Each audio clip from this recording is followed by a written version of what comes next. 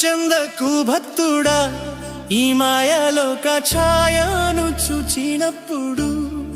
భయము చెందకు భక్తుడా, ఈ మాయలోక ఛాయను చూచినప్పుడు.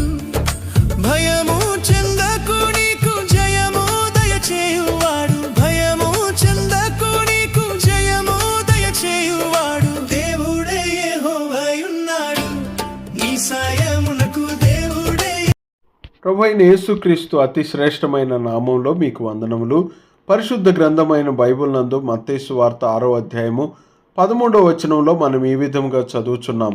మమ్మను శోధనలోనికి తేక దుష్టుని నుండి, కీడు నుండి మమ్మను తప్పించుము. రాజ్యము, బలము, మహిమయు నీవై ఉన్నవి. ఆమెన్. కీడు నుండి లేదా ఆ కీడు నుండి తప్పించుము అనగా సాతాను నుండి తప్పించుము. సాతాను మానవుని శోధిస్తాడు, పరీక్షలోనికి తీసుకొస్తాడు. మానవుని దేవుని ఎదుట దోషిగా నిలవబెడతాడు. పాపం వలన మానవుడు భ్రష్టుడయ్యాడు మరియు ఆ భ్రష్టత్వం వలన అతడు దేవునికి విరోధి అయ్యాడు. దేవుని ఉగ్రత శిక్షకు అతడు పాత్రుడయ్యాడు. ఇందువల్లనే మమ్మను కీడు నుండి తప్పించమన్నది ప్రతి మనిషిని యొక్క ప్రార్థన అయి ఉండాలి. ప్రభువైన యేసుక్రీస్తు మానవాళి కొరకై దేవుని ఉగ్రతను, మానవుల శిక్షను శిలువలో భరించాడు, మరణమును అనుభవించాడు.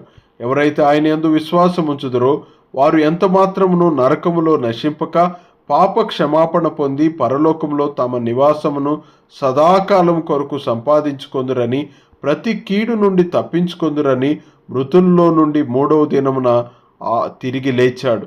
మీరు కూడా ప్రభువైన యేసుక్రీస్తునందు విశ్వాసము ఉంచుట ద్వారా కీడులన్నిటి నుండి తప్పించుకొనవలెనన్నది మీ ఎడల మేము దేవునికి చేయు ప్రార్థనయై ఉన్నది.